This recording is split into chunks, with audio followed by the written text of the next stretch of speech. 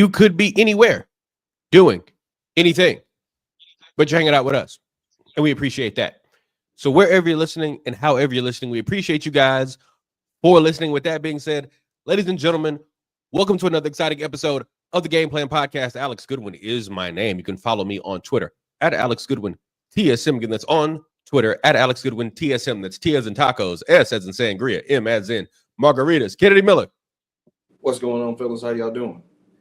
Doing all right, man. Doing all right. Ken, where can the folks find you on the artist formerly known as Twitter?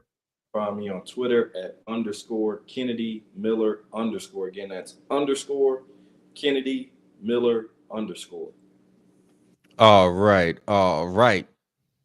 Lamar Gafford, Sinlaw Preps, my brother. How you doing on this fine Thursday evening? Man, I'm pretty good. In the words of Shasha Pachulia, we're going to Game 7, baby. Game 7. Game 7. Once again, for Lamar Gafford, Ken, it seems like that hookah has struck yet again. That's what it seems like, Ken. It's just casual for Lamar, ain't it? He's just riding the wave, man. He's just riding the wave. He picked the perfect time. He picked the perfect night, the perfect happy hour, and now here we are. Look, he just happened to go to 13 on this random Thursday evening. That's like, man, this peach mint ain't that bad. He did, man. I mean, this was a fantastic pick, Lamar. I mean, I don't know how much you saw this coming. I know we've talked about it a lot, but man, a game away from winning the NBA championship, Game 7. What more can you ask in your first year of fandom? Right. Forget first year of fandom. Let's be honest, Ken. Let's talk about first 4 months of fandom. Not even in one full semester yet. You ain't even went through an off season, Lamar. I was about to say, if this is a relationship, they ain't even had a real argument yet. The biggest issue they've had is where do you want to go eat, and y'all trying to decide. Y'all ain't talking about nothing serious. You know, the crazy thing is, after this whole, this idea got placed in my head, the Pacers had a 3-game losing streak, and now they're a game away from winning a championship. What a time to be alive, man! What a time to be alive. So when the Pacers had the 3-game losing streak, were you thinking about, man, let me just go try another bar, let me just go try another type of situation, or were you just like, I'm gonna ride this out? I like this place. People are giving this place high marks and high recommendations. Probably close. I mean, who else would I spun the block with? The Orlando Magic. So hey.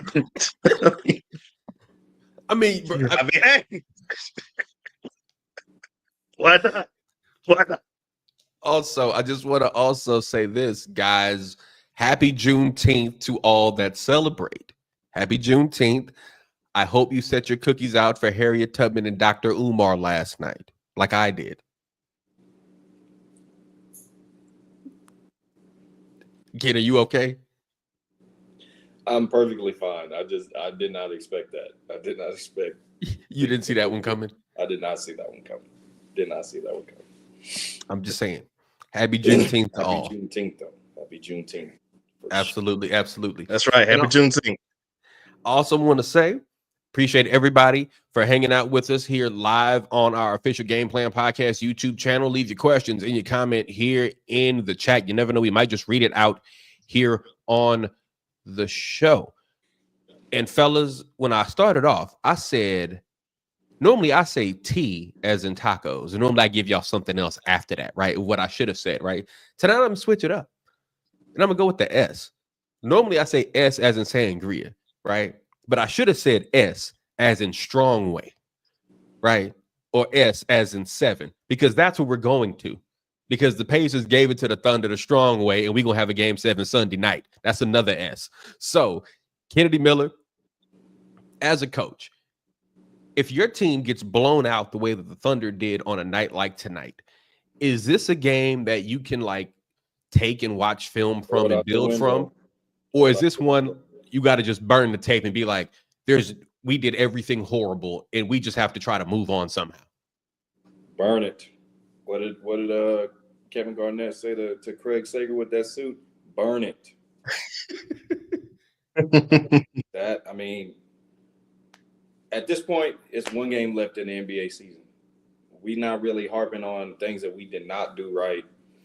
Obviously, there's adjustments that need to be made, right? But I didn't think they were going to get blown out, but I definitely thought that this was going to go 7 around this point, right? You got Game 6 in Indiana. The crowd is going to be hyped.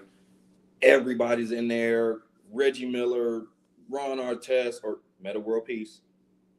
Lance Stevenson is in the building, right? So these guys got an energy, and there should have been no doubt in anybody's mind that Tyrese Halliburton was going to play. TJ McConnell continues to have a huge spark off the bench, right? And OKC only had 8 bench points. Shea had 8 turnovers, right? I think he had more turnovers than field goals. And Jalen Williams, who scored 40 last game, was a minus 40 this game. So what could have went wrong today for Oklahoma City. You got to figure in Game 7 at home, all of that's not going to happen.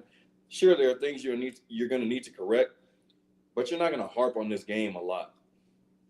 Fellas, we've done some great things to get to this point.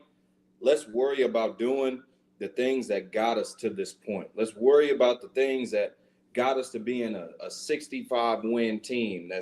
We won 80-something games up until this point between the regular season and the playoffs. We've been the consensus top 2 team in the league all year long. We have an MVP. We have what we believe is the best player in the league. Let's focus on these things, and hopefully those guys can carry it all the way through.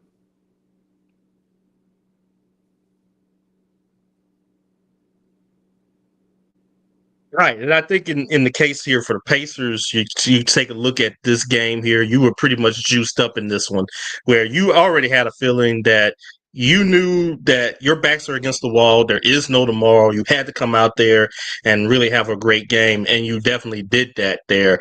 And not just only that, but you rallied back from a 10-2 deficit where it might have looked like here that OKC was going to probably try to get this thing done in 6, to now flip it on his head, and you were able to get OKC to wave the white flag before the fourth quarter even began. They just like, okay, we're just gonna go to the bench here, and then you were also able to give Halliburton some extra rest. That's a good thing in that too. And I have to really give props here for Indiana for stepping up in this game and playing it as such there, because like you said, you give Halliburton some rest. That's a good thing. TJ McConnell continues to do his thing off the bench. That's also a good thing. And then also the other guys coming off the bench, then stepping up here. Nesmith, Nembhard having some big shots here and there.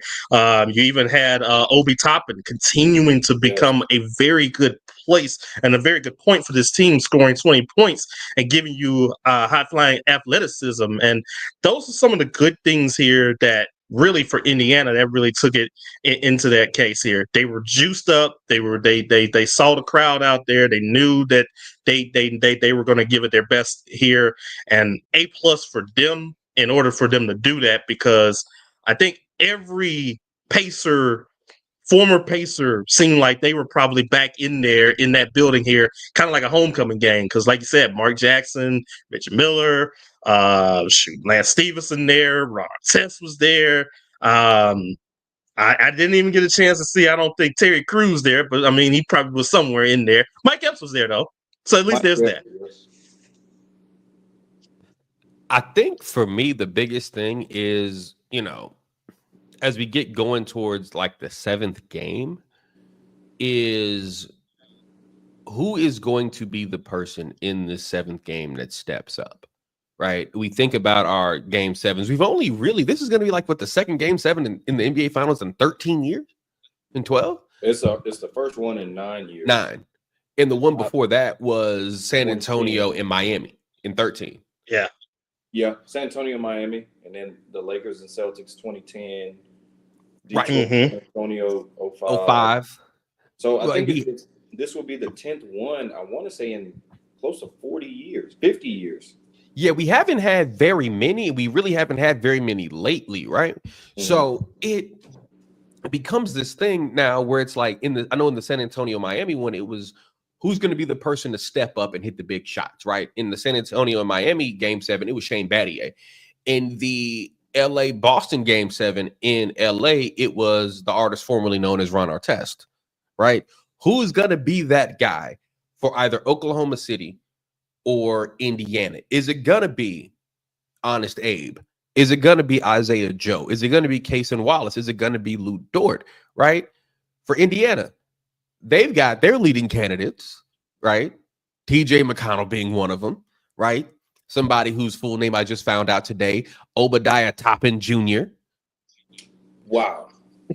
They still making those? Yeah, apparently so. Because I looked it up before during the game. I was like, they keep calling this brother Obi. And I was like, is his name just really long or just really old and he don't want us to know what it is? So I looked it up and brother's name is Obadiah. And I ain't gonna lie to you, if you're a brother named Obadiah, I'd assume you were born like Morgan Freeman and you were like 65 years old with a set of janitor's keys in your back pocket.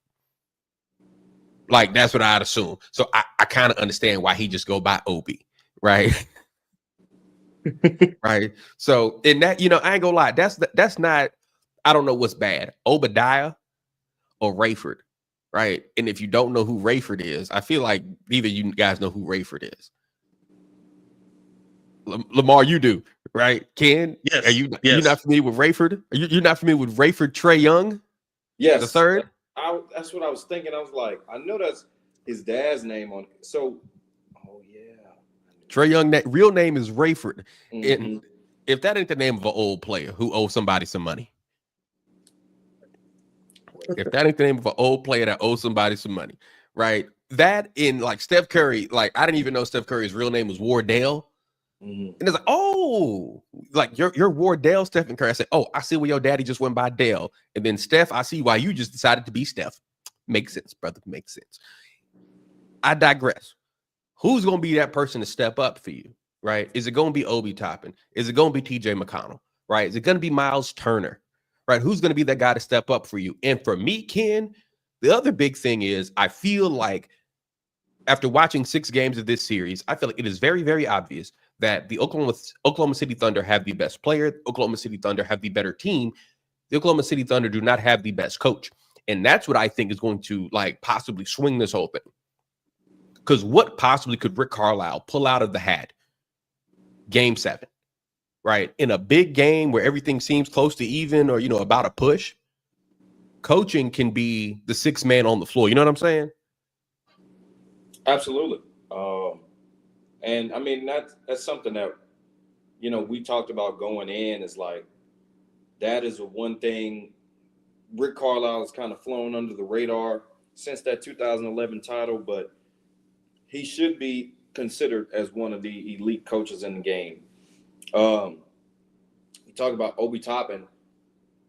He's actually he's filling into this role. He's reminding me of like Aaron Gordon on the Nuggets, like that type of pickup for them, that type of addition, that athletic wing. And talk about Rick Carlisle, kind of like Sean Marion for that 2011 Mavericks team, right? This athletic wing was making plays and keeping his team in it. Like, the impact that he's been having on the games that they've won has been substantial. So if we talk about anybody making an impact other than Rick Carlisle having the advantage, I think it would be somebody like Obi Toppin coming in and continuing to give the spark that he's been giving this whole series.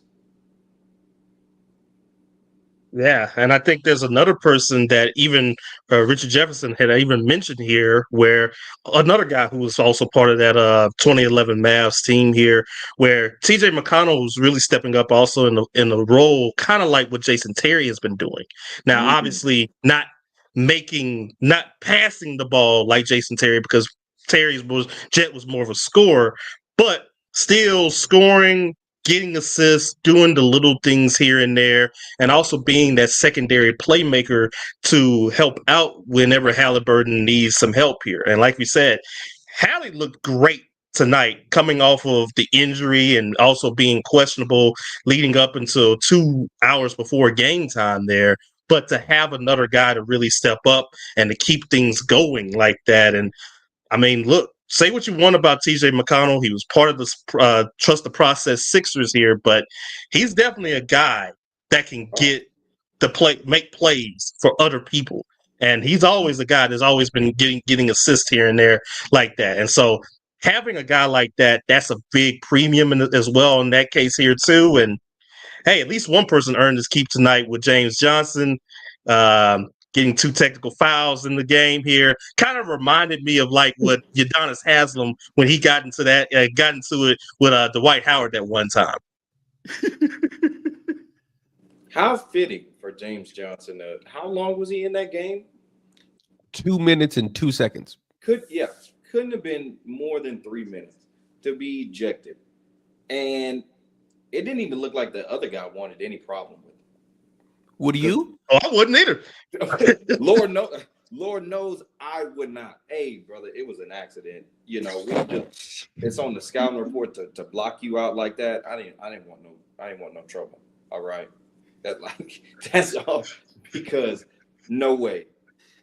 Hey, what Kevin Hart say? Well, homeboy hit his legs. He's like, bring it in, brother, bring it in. James Johnson look at you sideways, like, no, just listen, right? Now, listen, man. I'm just trying to do my job here, right? Like that's what like Ken Lamar. I don't know if y'all ever saw this show on True TV called All Worked Up, where they used to send this man. This man was a process server, right? Where he's serving people divorce papers or lawsuit papers, or he's getting the process started to get people's cars repossessed, right? And people yelling at him, firing guns at him, sicking dogs on him. And this man's just running after, old black man. I'm just doing my job, right? That's what I feel like brother had to be saying when James Johnson took a swing at him. Hey, look, this is what they told me I had to do. Okay, I don't want to get on the floor. I'm trying to earn a couple of extra minutes. I'm just trying to do my job, brother. Don't take it personally. This is not about you. Please don't kill me. Like, that's what I feel like you have to say to somebody like James Johnson. Because James Johnson is that type of person who looks like nothing is funny. Like, I don't know if James Johnson has children, but I assume if he does, those dishes are washed. And those baseboards are clean. And those toilets are spotless. He has not lost in a part-time job. Like, what else is there to say? He has not lost in a part-time job. He's probably making $3 million a year just so nobody will push Tyrese Halliburton, because ever since Giannis ran back in that locker room to get that ball, they signed him that week. Yes.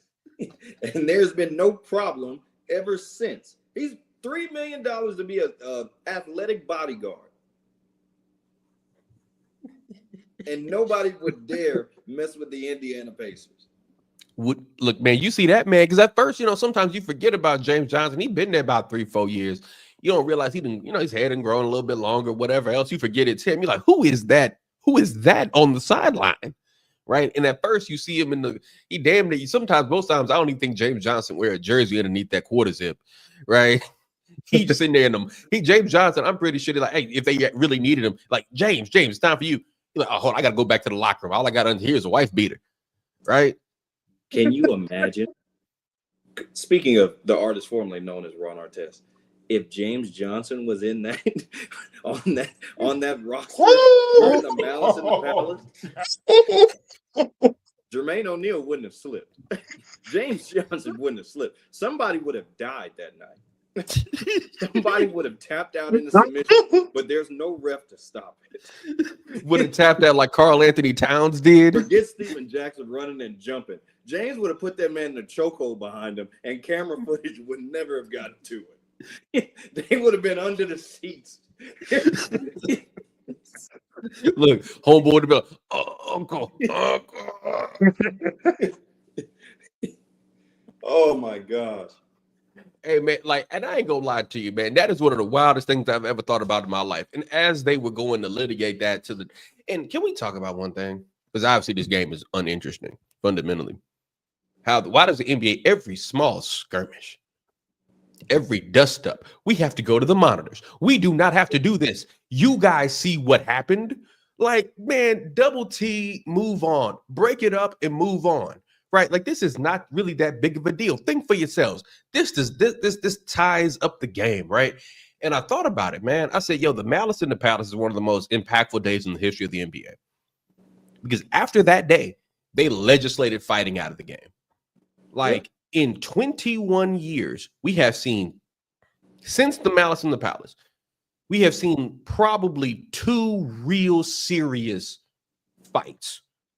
Knicks Nuggets, when Carmelo Anthony went in there and slugged Marty Collins. And you heard a and ring throughout the whole arena, right?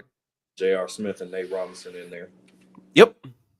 And then the time when Chris Paul and Rajon Rondo caught them a square, right? LeBron's home opener. Yes. Mm-hmm. And Nipsey Hussle was on the side, court side, pulling up his pants. I'm like, hey, I'm like, y'all need. Hey, he's about to. He's been triggered. I'm like, I don't know if y'all have noticed the way this brother's got that look in his eyes. R.I.P. to Nipsey. Marathon continues, but y'all need to make sure this brother sits down and he's all right. Okay, right. But I'm like, yo, I just thought about that with James Johnson. I was like, man, why be going to the monitor for everything? Because the moment I saw him throw one of those, I said, oh yeah. Nobody was approaching him. It was no problem. He just pushed him. He wanted to slap somebody. James wanted to slap somebody. He wanted to slap somebody, okay? Did he even argue about the ejection? I just saw him walking out. No, I don't think so. That's the scary part. Hey, kid Lamar, that is what you do. Kid, I don't know. Have y'all ever been put out of class when y'all was in like middle school or high school? Y'all ever been put out of class? Of course. Right. We've all been put out of class at times and been like, you try to contest being thrown out of class, and they're like, yo, Alex, get out. And you're like, I'm just standing here. What you throwing me out for? Whatever, right? And then other moments where the teacher's like, Mr. Goodwin, get out. I'll see you tomorrow. And you just like, all right. I deserve it. Yeah, you've been working on that one, right? You've been pushing and pushing and pushing. And you like, Goodwin, get out. You're like, all right. I was wrong. James Johnson wasn't even working on it. He wasn't in the game long enough to work on an ejection. You know what I'm saying? Like, that's what's so crazy about it. Look, they said James Johnson has been ejected. He just walked to the back. He didn't even do the Draymond Green, because Draymond be like, oh yeah. Look, after Draymond had done a Drew Hill on Sabonis' chest or slapped Nurkic and almost incited a riot in Sacramento. Yes, bro. Draymond be doing craziness, be stepping on people, slapping people, kicking. Look, totally like giving Steven Adams a vasectomy with his left foot, and Draymond be like, I'm so glad I didn't have to watch him play on Juneteenth. Who, Draymond? Yes. Why Juneteenth? Bro, that Sacramento game, like when he stomped on this man and then stood on the chairs and was just screaming at the crowd, like, I will miss the antics when he's gone. Like, I guess I took it for granted for all these years, but it got to a point, and we talked about it on the podcast. This Negro's crazy. When he randomly ran up to Rudy Gobert between an altercation with Klay Thompson and Jaden McDaniels and said, let me just do this one time. and this man hostage. James Johnson style. And then he takes he swung on Nurkic 2 weeks later, and they said, you know what, Draymond, just take this time for yourself. Go to therapy. You need to reevaluate things that are going on in your life. And for him to come out and say, to play the victim, I contemplated retirement because the things that they were accusing me of was so out of my character. I beg your pardon. I beg your pardon. You can't make this up. But to your point, crazy knows crazy. And we've never seen Draymond get into it with a guy like James Johnson, Ron Artest, who's in the stands, even what's the boy in Detroit, Beef Stew, Isaiah Stewart. Yeah. Isaiah Stewart. He's crazy for real too. Hey, look, when Isaiah Stewart, I ain't gonna lie, Lamar kid, when I saw Isaiah Stewart with LeBron, I don't even know if LeBron hit him on purpose. I have no idea. But I know Isaiah Stewart, the type of crazy. There are two types of crazy I always tell people about, right? That one type of crazy is the type of crazy where somebody punch you in the face and you see blood come off your lip and you smile. Mm-hmm. Right? There's that one type of crazy. There's that other type of crazy. You see somebody that has made blood come out of your body involuntarily and you lose all control. That's Isaiah Stewart, right? And when, thank God, the Detroit Pistons are actually a good basketball team again for the first time in a while. Because I'm like, hey man, Dan Campbell need to holler at him because he'd be hell coming off the edge. He would be that brother number 56. Put him in a 3-point stance and he can rush the passer because this brother's relentless. Did you look next to Aiden Hutchinson? Woo! Because I'm like, hey man, how many people LeBron hit them? Look, sometimes I heard somebody say this. They said they made a joke about a woman. They said if that woman hit me with her car, I'd tell her I'm sorry for being in her way. Right? A lot of people would do that with LeBron James because I'd imagine if LeBron James got angry, he could kill a lot of people with his bare hands. Right? That man saw LeBron James. Was like, I don't care who it is. You made me bleed. I'm gonna make you bleed, brother. Right? And I'm like, that's a crazy person. That is a certified crazy man. But like, really though, if you think about it though, another person Draymond Green didn't try though, like Zach Randolph. Zach Randolph was another person you would not dare to try in the league. And here's why I say you would not try Zach Randolph, Lamar. Did you ever hear the story about the time where Zach Randolph and his homeboys beat up the weed man? Yeah. And the weed man called the police? Yes. Did you ever hear this? Yes, I remember that. Because I'm like, yo, weed man get beat up, weed man get robbed, weed man get set up, whatever. You just got to chalk that to the game because you can't call a lawman, right? Weed man apparently showed up to Zach Randolph's spot, and the product was not up to their expectation, and they beat up the weed man, broke a pool stick over the man's head. Man left, called the cops. It was like, well, what happened? I was over there and I was selling drugs.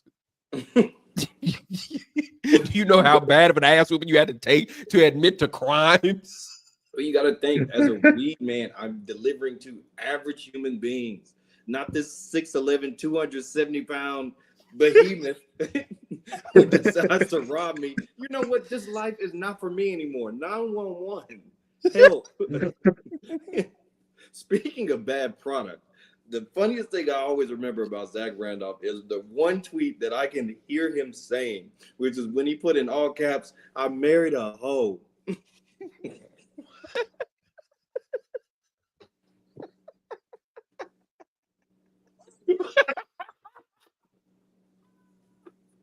And it wasn't just the tweet him saying it, but it was the emoji after the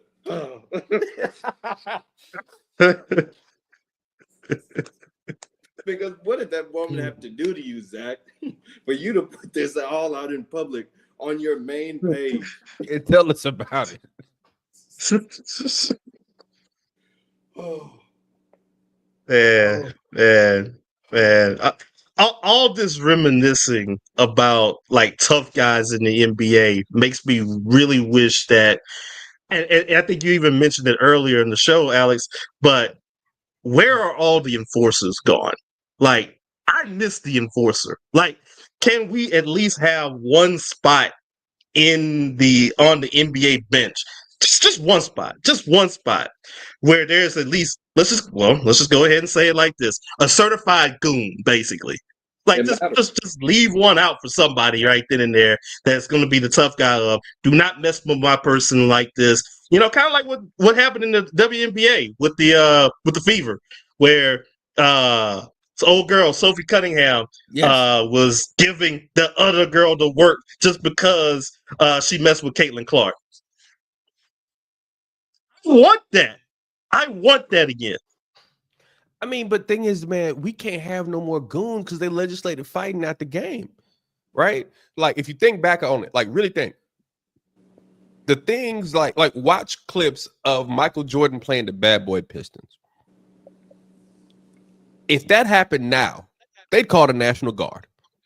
If Bill Laimbeer was giving someone an old school JBL 2004 Thursday night smackdown, clothesline from hell as they're driving to the lane, they would call the local police department. Right? Like legit. Like they threw James Johnson out for trying to like giving somebody a light tap upside the head. Right? Bill Laimbeer, Dennis Rodman, Joe Charles Dumars, Oak, them boys would be on death row. Yeah. Absolute death row now. Right. So, like, that's why ain't really no more. Like, what's the closest thing we have to a goon? And I mean, a goon that plays like real minutes. Right. Like James Johnson ain't really a Draymond. Is Draymond a goon or is Draymond just crazy? Right. Yeah, true. That's fair. That's fair.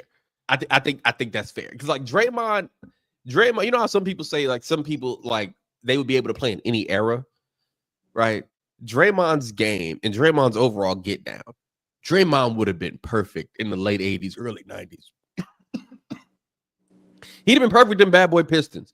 Like they would have saw his tape, they'd have took him #1 overall. This dude, I watched on Christmas Day him grab 2 Lakers. I think it was Dalton Knecht and Rui Hachimura at the free throw line and take them both to the ground, which is crazy in itself. They call a foul on him as it should be, and he loses it on the refs for bringing them on the ground. Like, this dude, I don't know how we got on the Draymond Green discourse for this NBA Finals, but ladies and gentlemen, this is what happens when we witness blowouts in the finals on our live streams. This is what happens. This is what we end up talking about because this game was ugly. I mean, Ken, let's be honest, man. You remember, Ken, we used to do live radio. Absolutely. There would be days we had nothing to go on. And we'd be like, man, I don't know what we're going to do. Ken, you'd be like, Alex, I don't know what we got to talk about. I said, I know what we can do. Ken, you'd be like, what? Take calls. Take calls. I'm like, we take calls, they'll give us something. And sure enough, they give us something. Draymond Green didn't even call in to do something. James Johnson really gave us this one. That was the most entertaining thing of the whole doggone game. Yep. Right? Was James Johnson getting up in there. Right? And like that had we'll see Siakam looking like he was possessed at the beginning of the game. Man pulled the Undertaker.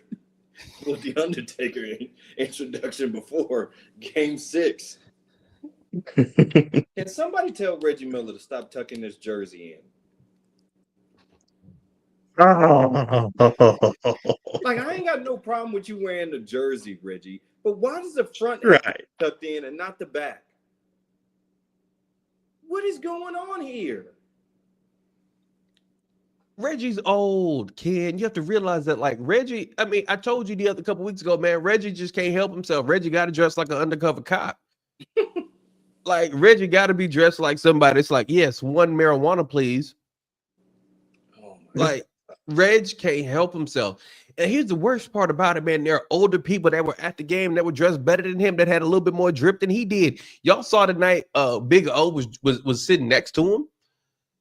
Big O, Oscar Robertson, had exponentially more drip than Reggie did. It's Juneteenth, Reggie. Just untuck the jersey. Is there ever an age where you just get too old for a jersey? When you graduate, you're like, brother, you can't be wearing no jersey no more. I think that happens. I've never been a jersey. I've never been a big jersey dude. Like, I wear like team shirts. I wear like the shirts and stuff, but I've never like felt comfortable rocking a jersey. I mean, it was like like when we were like in elementary and stuff. Lamar's a little bit older, but probably like around like my 6th, 7th grade year, I really wasn't looking to get a jersey anymore. And I know people, I don't know if y'all know people like this. I don't know if it's a common thing, but as I've gotten older, I've heard it more. dudes don't like to wear another man's name on their back. Yes.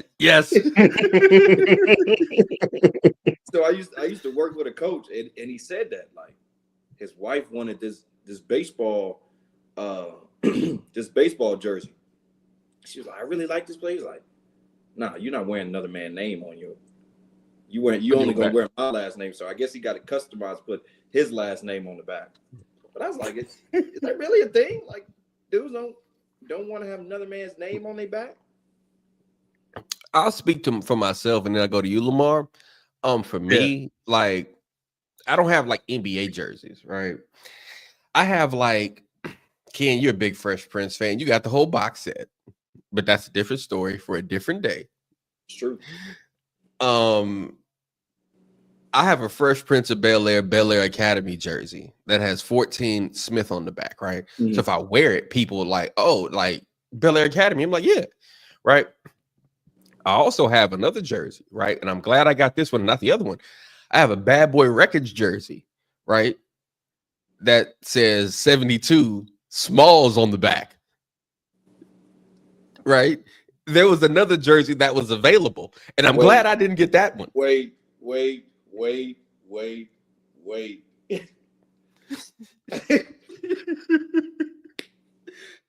Oh, what jersey? Say it again.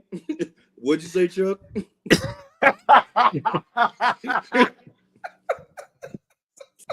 You got a what, Chuck? Hey, so maybe my ears deceived me. So get sat up. He's like, you have a what you say, Chuck? So like, so my lady for what was it? I don't remember when at Halloween at her old job, whatever, right? She had a Bad Boy Records jersey, right? And it had 72 Smalls on it, right? Right. And she's like, yo, this too big, whatever. Like, it's really your size, honestly. Like, here. Right. And I will say, I am glad she got that one. Because the other one I would have had to burn. Combs? It didn't say Combs on the back. It said, I think it said Puff on the back, Puffy, whatever his name was. This was before the P. Diddy, Brother Love era. So, you really like, especially like, when she got it 4, 5, 6 years ago, it was fine. You know what I'm saying? Now, it was fine. Now I really got to be selective of where I wear that thing. Mm-hmm. Right, because Biggie got a couple of wild lyrics too that I really like. And Ken Lamar, you probably know the one I'm thinking about. The one that I cannot say on air because again, we like our jobs here at the Game Plan Podcast. It's too many, honestly. And he's one of my favorite rappers, but it gets lower and lower every time I hear it. There are always a couple of lyrics you're like, Lamar, and ladies and gentlemen listening to the show. Aside from the fact of the name of the jersey being funny, I'm laughing at this because me and Alex have this agreement. Whenever we have like crazy nights or something, we call it like we gonna have a jersey swap. So the next jersey swap plan is for Alex's wedding.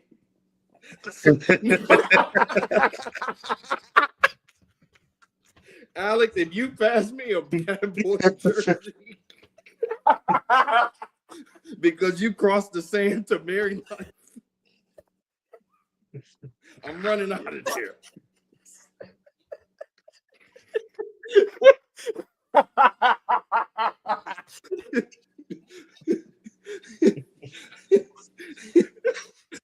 Alex is giving away his bad boy life to be married.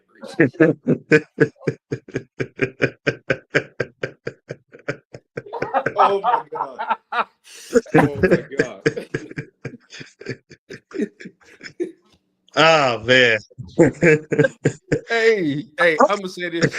Hold on. Yeah, go ahead. Shout out to my lady for just look. You saw how the jersey just appeared, right?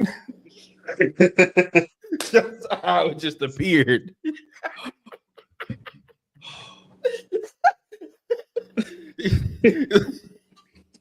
Hey kid, I ain't gonna lie. We are not gonna do a jersey swap with that one. Okay. I don't know if we can anymore. Look, for several different reasons. I'm no good. I'm no good for the rest of the night. Oh Lord, why did somebody say? Oh, somebody said a few minutes ago, show us the jersey. And then somebody said, "Is that the story they told you to say at Homeboy's party?"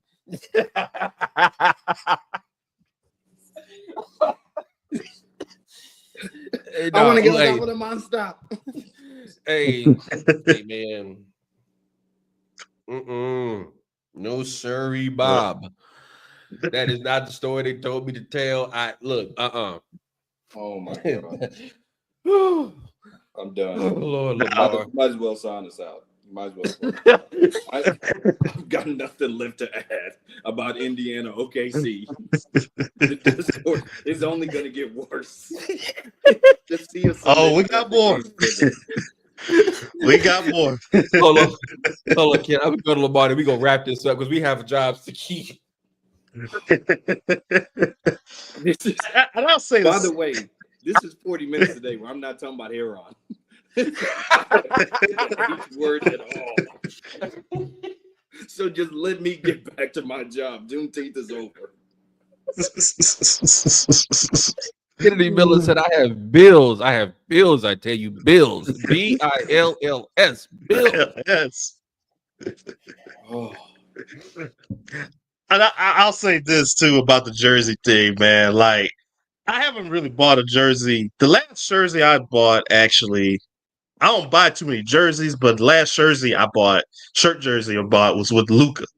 You know, when Luka was his rookie year in Dallas and everything. And the other one I contemplated was when Daniel Gafford actually came to the Mavericks. Because I was like, okay, you know, reasonable, right? My last name, at least there's his name in the back, all that, right? And everything.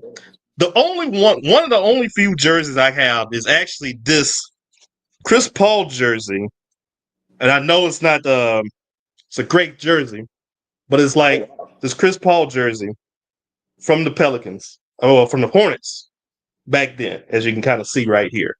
But yeah, I mean, it's just one of those things there that I kind of feel, and also, let's be frank, these jerseys are too damn high. yeah. These jerseys are too damn high, man. Yeah. And so you have to be really a dog for me to wear that jersey, or somebody's last name like Daniel Gafford.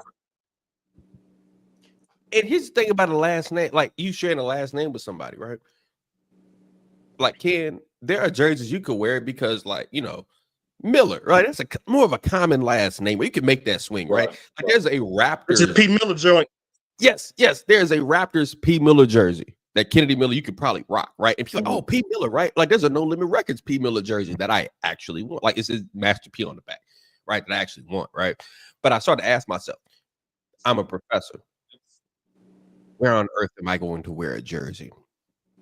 It would have to be like a throwback party. Right. But had to be a 90s, like a Halloween party, a 90s party, something like that. We like, you know, so you don't need to be having a whole bunch of well, you really probably shouldn't have a whole bunch of these at this point anyway. Please don't show that anymore.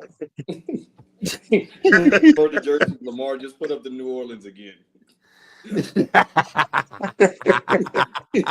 But I appreciate you on the back of the jersey instead of the front. Yes, because Smalls could be anybody. Smalls could be what was it? Was that Little Rascals? You're killing me, Smalls. Yeah. Right? This could be anybody at this point, right? I can't show the front of the jersey no more. I probably can't wear it nowhere else.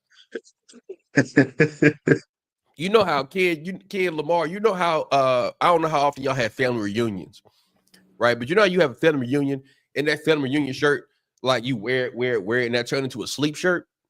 Oh yeah, You know what I'm talking about? Or a workout shirt. I got that too.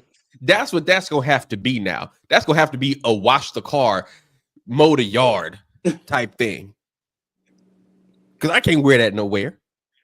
People start asking questions about me. don't even mow your yard wearing that.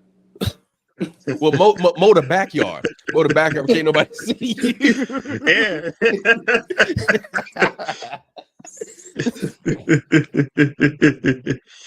I know Reggie Miller is 60 years old wearing a jersey But that kind of also reminds me of one of the last few oldest people to ever wear a jersey. Remember when Ron Osley went through his phase? Christ. Bro. Yeah. Oh my God. You talking about Lamar? Are you talking about the time where he was in the Busted video? And let's just first say this.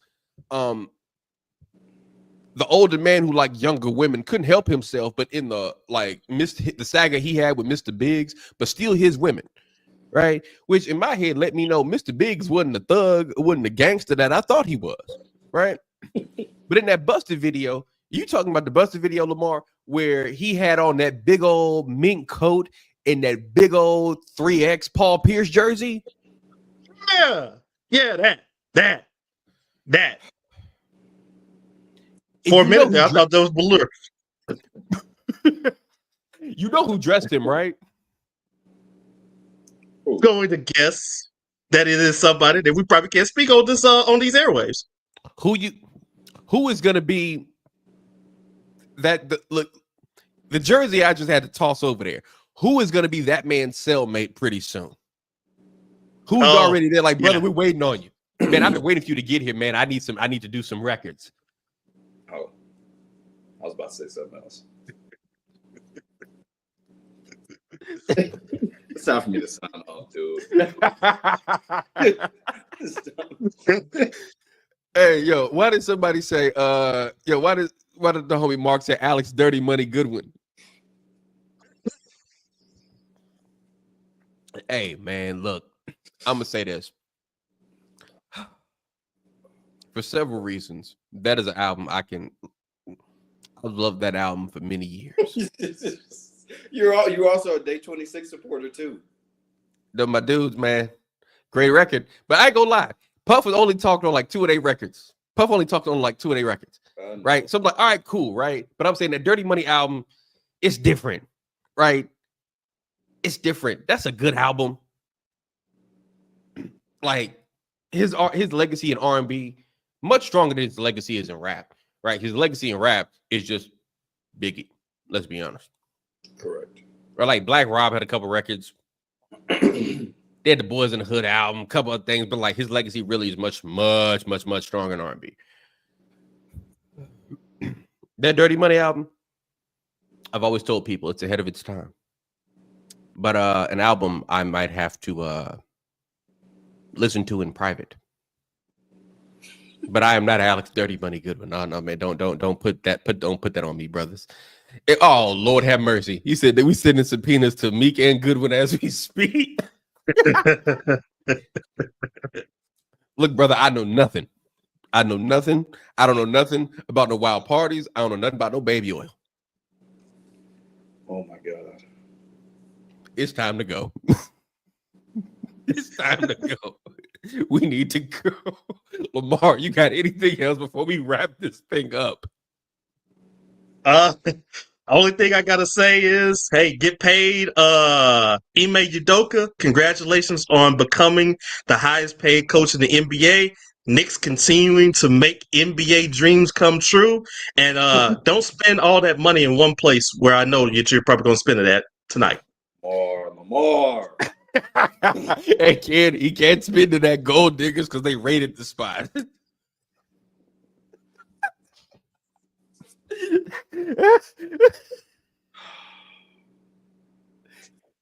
And that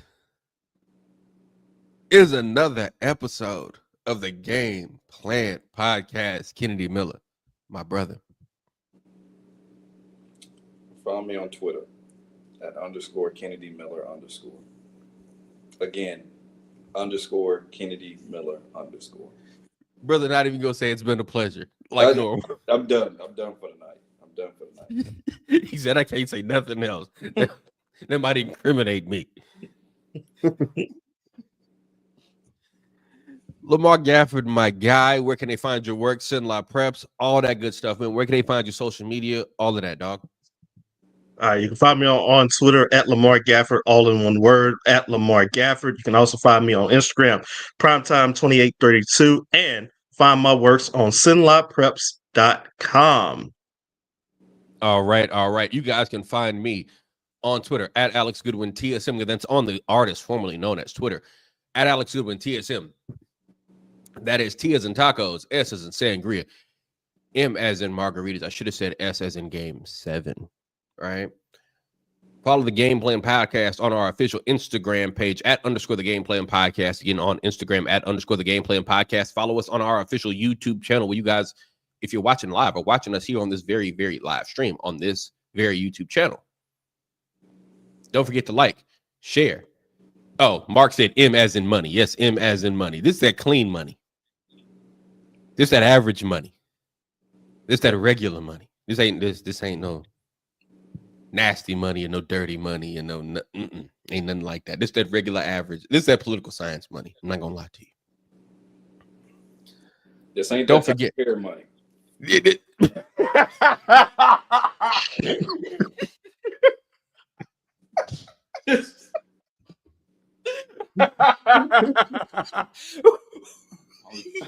I was just trying to sign off. He said, "It ain't kicked out. You just put your hand up. It wouldn't be." Hey, they said, "Hey, you just did a James Johnson right there. You just walked to the back." Don't forget, y'all. Tell 10 friends to tell 10 more friends to tell 10 more friends about the Game Plan Podcast. Again, tell 10 friends to tell 10 more friends. Tell 10 more friends about the Game Plan Podcast. Wherever you're listening, however you're listening, we appreciate you guys for listening. For Kennedy Miller and Lamar Gafford, my name is Alex Goodwin. This has been the Game Plan Podcast. We will see you guys after game number 7. Y'all take it easy and keep it light.